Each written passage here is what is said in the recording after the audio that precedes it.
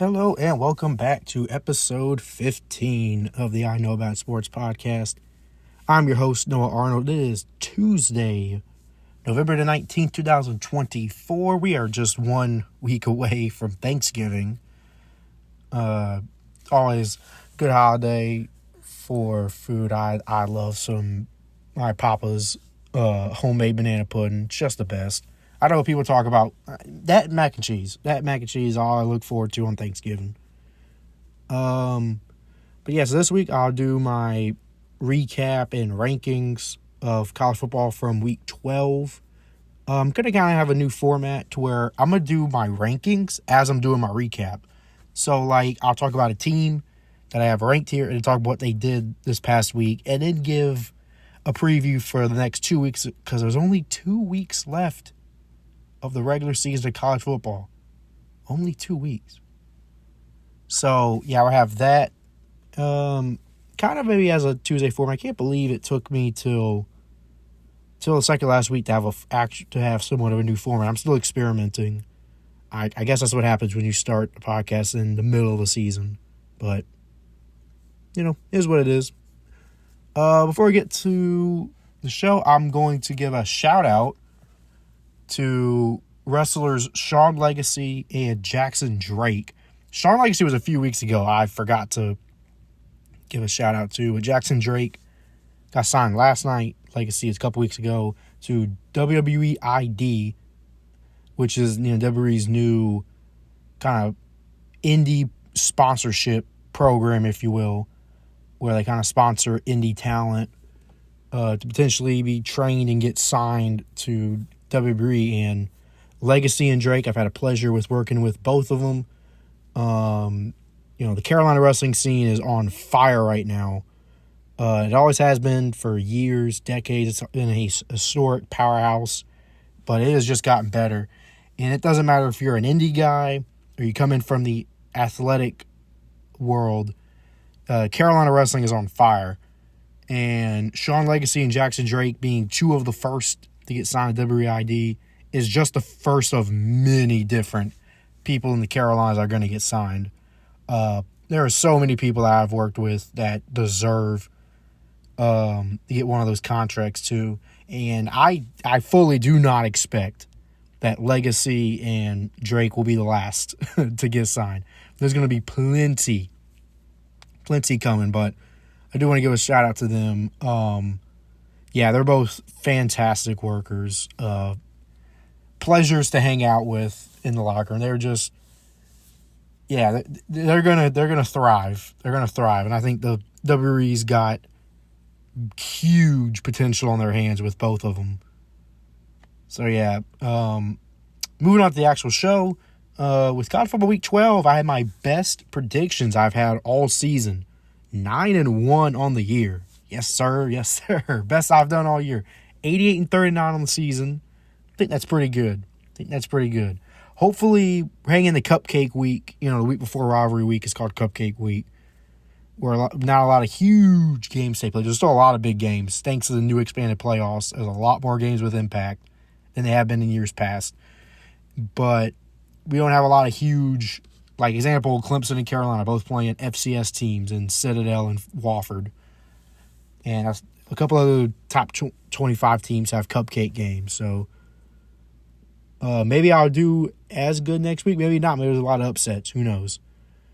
But, yeah, as I said, with my new format, I'm going to start with the team I have ranked number one. And I'm going to preface this, by the way. This is my rankings, okay? The playoff polls come out about a couple hours here. They come out Tuesday night. Come out after I'm done recording and uploading.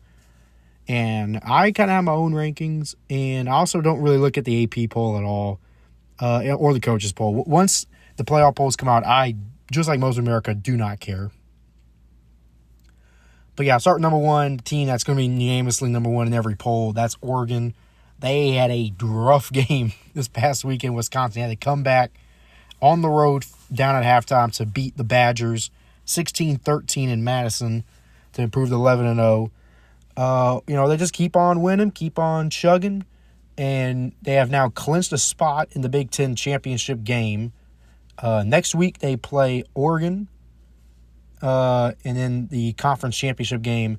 It really doesn't matter what happens the next two games because I think Oregon is in regardless unless they get, smoked the next two games. I don't see them getting left out. But I also don't see them losing to Washington either next weekend, not this upcoming weekend. So Oregon looks like they're going to finish the season undefeated before they play the Big Ten championship game, which pretty much already locks them up in the playoffs regardless of what happens in that game. Number two, I think every poll has Ohio State number 2. Buckeyes only lost in the season coming to Oregon by 1 point. This past week, they closed in a big 31-7 win in Wrigley Field against Northwestern. Just easy cruise to victory. They have a huge game this week, taking on Indiana, undefeated Indiana team. The Buckeyes win that one. They clinch a spot they don't clinch a spot. They get one step closer to win the Big Ten championship game. Then the week after, they have the game against Michigan, a game that they've lost the last 3 years. And if Ohio State, let's have a conversation here. If Ohio State doesn't win one of the next two games against either Indiana or Michigan, if they lose one of those games, there's a serious conversation that Ryan Day may get fired. Very serious conversation we need to be having here if he manages to lose one of the next two. Number 3, I have Texas. They had a low-scoring, hard-fought 20-10 win at Arkansas. Nearly blew a 10-0 lead to the Hogs, but Texas pulled away there towards the end to get a victory there against their old Southwest Conference foe. They have an easy game coming up against Kentucky before their huge game against Texas A&M on Rivalry Saturday. So Longhorns, if they just win the next two games, they're going to be in the SEC championship game and clinching a spot in the playoffs. If they just beat Kentucky, they're probably going to be in the playoffs regardless. Texas doesn't have the best resume, but they have a fantastic eye test on the season. Look like a national championship contender. Indiana had a bye week this week. 10-0 on the season, the first 10-win season in program history. They had a bye week right before they play their biggest game in the history of their program at Ohio State this weekend. Huge game for the Hoosiers. Huge game for college football. Majority of the country is rooting so hard for Indiana to win this game. And if Indiana does win this game, they probably will and should be the number 1 team in the country. Just insanity if you would have said that at the start of the season. Number 5, Penn State. They cruised to a 49-10 victory at Purdue this week, one of the worst teams in America. The next two games are at Minnesota and against Maryland at home. They're going to be huge favorites in both of those games. If they take care of business, they're going to the playoffs, which I think Penn State's going to take care of business. They're going to finish the season 11-1 and an at-large team, probably the highest-ranked at-large team in America. So that means they're probably going to get the 5 seed in the playoffs, hosting whoever. So Penn State, they may not have the best resume. They have a decent resume, but they look pretty decent as an eye test. I don't think they're going to win the national championship or nothing, be a contender, but I think they're a pretty solid team.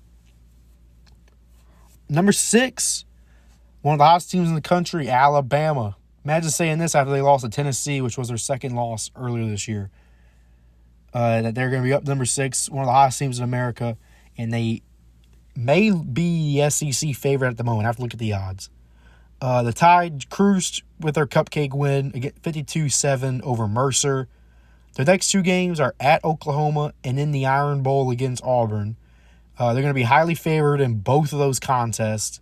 If they win those two, they're heading to Atlanta to play in the SEC championship game. And the Tide may damn near get a first-round bye when all is said and done. Imagine saying that after they lost to Vanderbilt and then to Tennessee, that Alabama would be the SEC champion by the end of the season. Seventh-ranked team I have is Georgia. They had a 31-17 victory over Tennessee, saved themselves from elimination because I never bought that BS argument that a 3-loss Georgia should get in. I really don't buy that South Carolina should get in, but I think the Gamecocks have a chance. We'll see, but yeah, they cruise a victory over Georgia at home, bounce back from their loss to Ole Miss. The next 2 games are against UMass, who's one of the worst teams in the country, with a interim coach after they just fired Don Brown. Their last I saw was 42-point favorites. Bet the over. Georgia's going to smoke the Minutemen. And then they have a Black Friday game against Georgia Tech. They're going to be huge favorites in. They take care of business those 2 games. They're in the playoffs at 10-2, an at-large team. But yeah, so Georgia, I mean, the biggest game this weekend was them in Tennessee, but there really isn't much to talk about from that game because it went the exact same way we pretty much all thought it would go.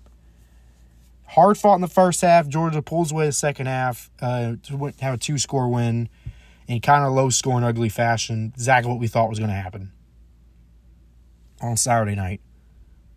But yeah, so Georgia, they're probably going to get in as an at-large team as long as they don't completely shit the bed against probably Georgia Tech. That's a team that you have to really look out for because UMass stands no chance. Sorry, Tyson Puma Shaw, former Clemson quarterback. Number 8, still have Miami. They have a bye week this week. They had a bye week this past week after they suffered their first loss in the season at Georgia Tech the week before. The next 2 games are against Wake Forest at home, and in rivalry Saturday they travel up to upstate New York to take on Syracuse. If they win both of those games, they're in the ACC championship. However, if they lose one of those 2 games, Clemson jumps them and gets into the ACC championship game, which would completely eliminate Miami from the playoffs. So 2 winnable games. However, you never know. Never know in college football. Number 9, Ole Miss. They had a bye week this past week after their huge victory over Georgia. They have a potential trap game against a seemingly pretty hot Florida Gator team in the swamp this upcoming week. Then they have Mississippi State, who's the worst team in the SEC at the moment. A loss in either of those 2 games eliminates the Rebels. But winning both more than likely sends Ole Miss to the playoffs. So, yeah, all the Rebels have to do is just win their next 2, which they're going to be favored in both of them. And against Mississippi State, they're going to be heavily favored in that game. So just take care of your business, and you're going to the college football playoffs. Number 10, I have Tennessee. A loss to the Dogs puts the Vols on the edge of the playoffs for me. For me, I think Tennessee is right on the edge. In fact, I actually have them as the last team to qualify for the playoffs, or the last at-large team to qualify for the playoffs. They have 2 games that they should win upcoming against a cupcake team in UTEP, and then they play Vanderbilt, which they're going to be scrappy, the Commodores will, in that game. But even then, Tennessee's playoff hopes may not be in their hands, but I do think if they take care of business the next 2 weeks, Tennessee's going to the playoffs more than likely because they have some pretty decent wins on the season. Most notably the game against Alabama. Tennessee is right on the edge for me to make the playoffs. Number 11, the first team I have out of the playoffs is Notre Dame. I know in the actual polls that Notre Dame's super high just because they're Notre Dame. But the NIU loss is still in the back of my head. It's still the worst loss any team in the top 25 has taken. Probably the worst loss any team in the top 40 to 50 in the country has taken. If you want to rank the 50 best teams in the country, the NIU loss is so bad, in my opinion. And Notre Dame does not get punished enough for that. Now, this past week, they smoked Virginia. They blew them out of the water. And I know outside of that Northern Illinois game, they have been extremely impressive. And they've smoked a lot of teams. But yeah, it's due to that loss to NIU. I have them out of the playoffs. But this upcoming week, They play undefeated Army, which they've one of the premier games this week. Will be a top 20 matchup. If Notre Dame beats Army, specifically blows out Army, then that clinches them in the playoffs. Now, granted, they do also have to travel to Los Angeles to play USC this Saturday. But I think if they're going to be heavily favored in that game. But I think if they win the next 2 games, they're in the playoffs. Because, that loss is really bad. But outside of that, they have looked fantastic. So, just take care of your business, Notre Dame, and you're in the playoffs. Now, granted, I know the committee wants you in anyways. That's why they ranked you so damn high. But just win and you're in. Win and you're in. Number 12.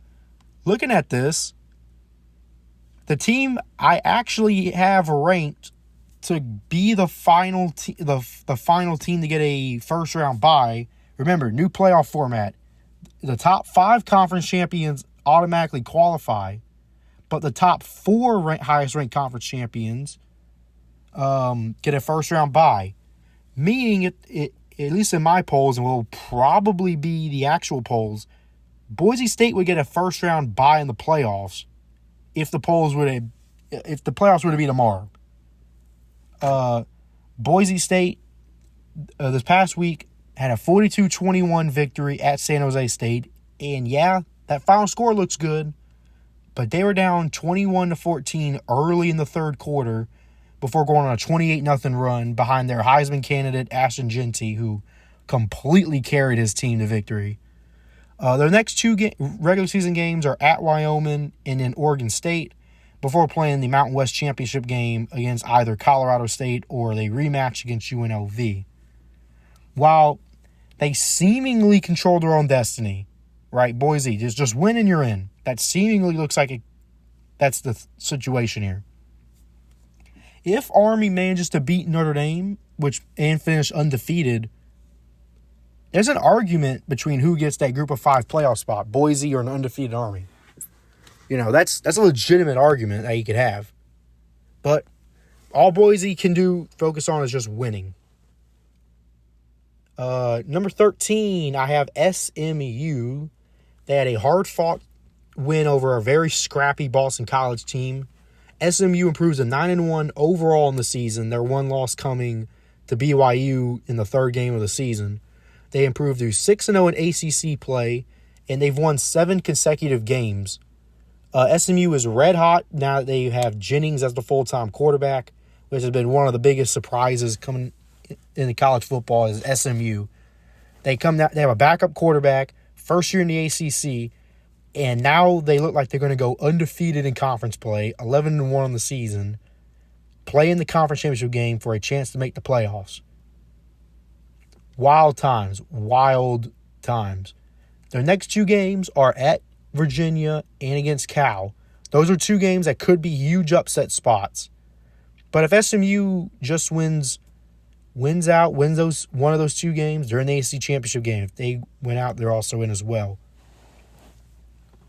So all they can focus on is just winning. SMU is one of the few teams left that controls their own destiny. And they don't have to worry about, the committee. The team behind them is the only team that's beaten them so far in the season, and that's BYU. The reason I have SMU over BYU is simply because SMU is an entirely different team than what they are week 3. They're one of the hottest teams in America. BYU had a 9-0 start in the season. They just suffered their first loss in the season this past week to Kansas at home, 17-13 in a late-night loss. While BYU, that loss hurts them a lot, it doesn't knock them all the way out. It doesn't. They're still first in Big 12 standings, and they just not have to be perfect in order to win they have to win their conference to make the playoffs. So they can't go undefeated and lose the conference championship game and still get in. They have to straight up win it. The Big 12 has now proven they're only going to get one team in the playoffs, and that's their champion. But this next week, BYU has a massive showdown at Arizona State. The winner of that game will certainly head to the Big 12 championship game and the loser will be out. So it's an elimination game for both teams coming here in Tempe, Arizona. And it's pressure cooker time for BYU. Number 15, I have Texas A&M still. The Aggies had a cupcake win over New Mexico State this past week. So nothing really much to talk about there. But coming Saturday night, they're only 2.5-point favorites at Auburn. So maybe an upset spot in the Plains. Maybe. Then the week after, they have the biggest game in a decade for Texas A&M as they go at Texas, which will renew the Lone Star Showdown. If they win, if they control their destiny, they win, they're in. And if they just make the SEC Championship game, they're probably in. But A&M is a team that's just win and you're in. Win and you're in. Just keep repeating that with yourselves. They're also one of the teams that controls their own destiny. Right behind them, the only SEC team that's beaten the Aggies is I have the team at 16, South Carolina. They're the hottest team in the country at the moment. I was there in the stadium. In fact, when they won their game against Missouri this past week. In fact, right in front of me was where they scored the game-winning touchdown, which caused a damn earthquake. An actual small earthquake that was on the size, whatever they call. I was there at the epicenter of it. It was wild scene in Columbia this past Saturday night.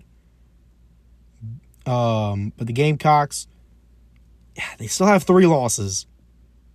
It's still going to be a rough road and a rough argument to be a playoff team because they can't win the conference. They have to make it as an at-large bid, so the odds are completely stacked against them. The next 2 games, though, they have a cupcake game against Wofford this weekend, and they travel up to Clemson on Rivalry Saturday, which will be the biggest Palmetto Bowl in 11 years. Carolina needs to win out, and then hope just shit hits the fan all around them. Chaos just breaks out around the country in order to make the playoffs. But a win against Clemson goes an extremely long way. Especially what Carolina needs to happen is for Miami to drop a game, so Clemson gets in the AC Championship game, and Clemson wins the AC Championship game despite a loss to Carolina. That's what Carolina needs is for their rivals to win the conference championship. Because if they beat Clemson and Clemson wins the ACC, they have an even stronger argument for themselves to make the playoffs. But number 17 right behind them, I have Colorado. They cruised 49-24 over Utah this week in front of a nationally televised audience. The Buffaloes are one of the best stories in sports. Just 2 seasons ago, they were 1-11 and the worst team in America. Now, in their second season under Coach Prime, the Buffs control their own destiny to make the college football playoffs, and they have the Heisman favorite in Travis Hunter. And they have a quarterback in Shedeur Sanders who looks like he might be a finalist for the Heisman as well.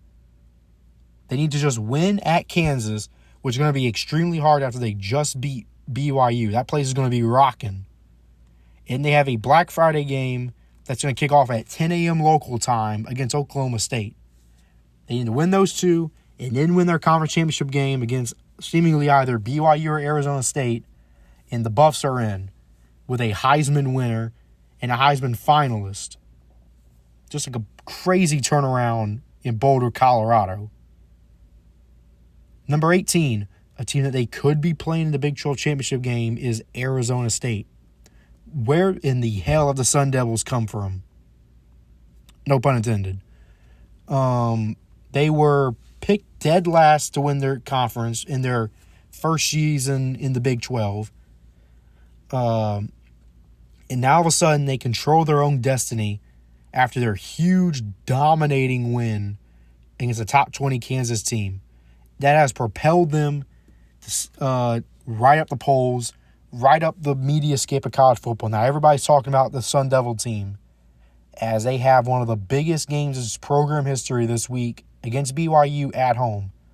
If they beat the Cougars there, and they also beat their rival Arizona, they go to the conference championship game to play seemingly Colorado, and the winner of that game goes to the playoffs. Who would have thought about that at the start of the season? The team picked to finish dead last in a conference, comes in, wins the whole shebang, goes to the playoffs, and who knows what happens from there? Who freaking knows? Just look at the Big 12.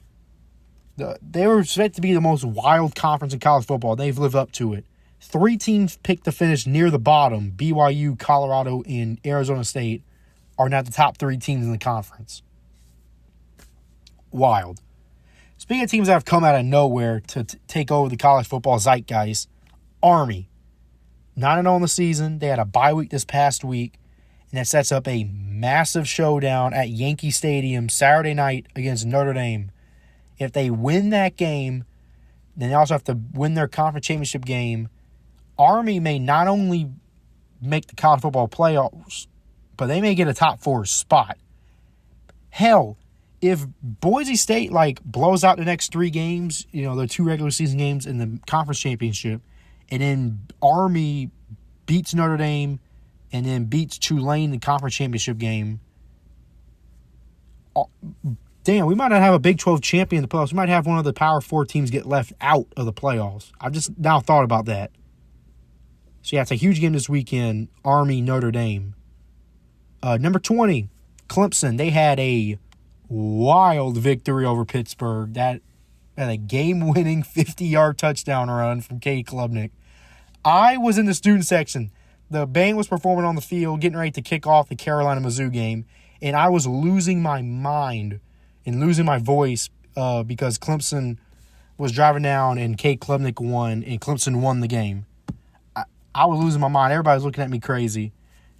One of the best moments I've had as a Carolina student was watching Clemson beat Carolina last season, and now one of my best moments as a Carolina fan again, a Carolina student, is being a Clemson fan, watching Clemson win at Pitt on my phone while the game's getting ready to kick off. So, yeah, both teams in the Carolinas had a wild Saturday with game-winning touchdown runs. Both teams have also had the National Players of the Week in Lenore Sellers for Carolina and TJ Parker for Clemson. So, as said, the Palmetto Bowl is just huge this year. Huge, huge, huge. So, yeah, Clemson, that said, they play a cupcake team. Citadel, it's Military Appreciation Day for the game against Carolina. But they have no more conference games. And thing is, if Clemson, because of that win against Pitt, if Miami loses one of their next 2 games and or SMU loses their next 2, Clemson's going to the ACC Championship game for a spot in the playoffs. Imagine saying that after they lost to Louisville. Imagine saying that after they got blown up by Georgia. That, granted, Clemson does not control their own destiny. They still do have a chance with 2 weeks left. In fact, they're going to have a chance with 1 week left. We just need either Wake to pull it off or Syracuse to pull it off. Or hell, maybe Virginia and Cal can pull it off against SMU. But there's a chance Clemson can make the playoffs. Number 21, Tulane. The Green Wave have clinched a spot in the AAC Championship game against Army after a 35-0 win over Navy this past week. Yeah, it was pretty ironic. A team called the Wave dominated the Navy. Kind of crazy. The last 3 games for Tulane, they've won by a combined score of 121-9. Tulane has a bye week this week before their big Thanksgiving night showdown with Memphis. Tulane still has a decent chance to make the playoffs, but they have to win out and hope Boise loses a game. But, hey, to build a resume, Tulane's next 2 opponents, Memphis, who's a 9-win team with the country watching, and then they beat what could be an undefeated Army team to win the conference. I mean, you have a hard argument to keep the Green Wave out of the playoffs. Number 22, Iowa State. They're back in my rankings. The next 4 teams I have, or the next 3 teams I have ranked are jumping up after being unranked the previous week. Iowa State's one of them. They had a primetime win over Cincinnati very comfortably, 34-17. They still have a very slim chance to make the Big 12 championship game. Very slim. Don't count on it. But they're still technically alive for the playoffs. So, but even then, at the very least, the Cyclones still have a chance to have their first 10-win season in program history. As they close out the season, they have 2 games left. And in number 23, UNLV coming off a 41-20 victory over San Diego State. The Rebels don't control their own destiny to make the Mountain West Championship game. I mean, they don't have a chance. They don't have a destiny to have a rematch against Boise and a chance to make the playoffs.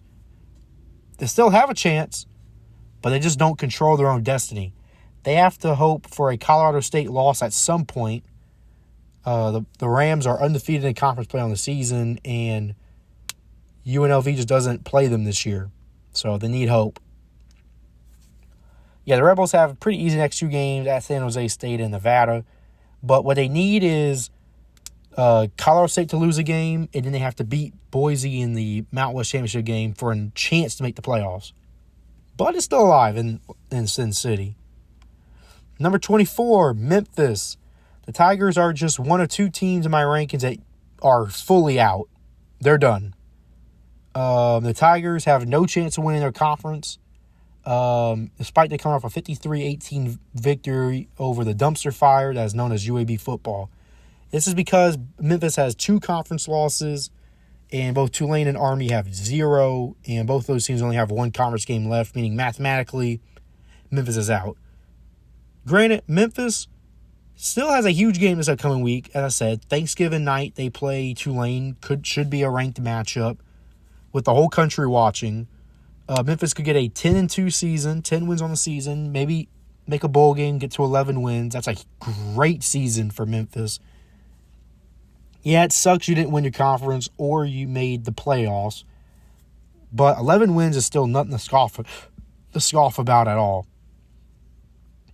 Number 25, team that lost to Arizona State, which is my only wrong prediction on the season. I have Kansas State at 25. They lost their 2nd straight game. They got dominated by Arizona State. The Wildcats are now officially eliminated from playoff contention because they can't make the Big 12 championship game, which was their only path to make it.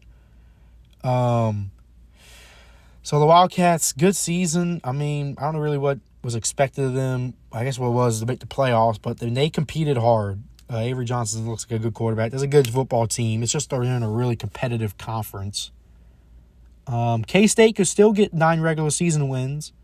They're 7-3 on the season. Their next 2 games are to Cincinnati, and then they play the Farmageddon game rivalry Saturday against Iowa State. So they can get the 9 wins, win a bowl game to get 10 wins. So that's still a successful season in Manhattan, Kansas. But, you know, you were right there all season. And, like, the final 2 weeks, you blow it, essentially. It's got to hurt for Wildcat fans. Let's see. The teams I didn't have still ranked. I dropped Washington State after they lost to New Mexico on the road out of the rankings. I imagine Washington State's probably not going to be ranked in the playoff polls either. Sorry, Cougars. But also, I talked about my eliminations, like who's eliminated. Yeah, Washington State's eliminated. They had a very slim chance to make it, but yeah, the Cougars are officially done. Number 21, Louisville. I had Louisville ranked 21. They just lost to Stanford, who is terrible. So yeah, they're out of the polls. And they weren't going to make the playoffs, but they're out of the polls. And number 23, LSU out as well after their embarrassing loss in the swamp to Florida. So yeah, that's what we have there. My Heisman watch doesn't change. It gets slightly closer. Like last week I had a full Heisman thing. I'm just only doing new top 5. It hasn't changed. Travis Hunter is still my 1A. Genty's still my 1B. But it's a lot closer than I felt last week. Cam Ward is still my 3rd for the Heisman. And then Gabriel remains 4. Those are the clear cut top 4 guy for the Heisman. And then I have Shador Sanders, number 5. Just missing out on that Elite 4. But yeah, tier rankings, in my opinion, goes Hunter and Genty in the tier of their own. And then Cam Ward. I guess Cam Ward and Gabriel are kind of that same tier. And then beneath them is Shador Sanders. So, yeah, that should do it this week. Yeah, I kind of like that form. I don't know, we kind of experimenting. I like that format a bit. Rank, and then see what happens. Yeah, and I said I did this well before the actual polls come out, so I don't. Unlike last week, I don't have any bias about this team should be here, this team should be there. You know, I kind of just go off my own, and I said I feel very strongly about some of this. Like, I think Indiana should be ranked ahead of Penn State. I think it's ridiculous that they're not ahead of Penn State. I think Notre Dame should get heavily punished for that NIU loss. I think, heavily punished. So, yeah, but as I said, have a good one and goodbye.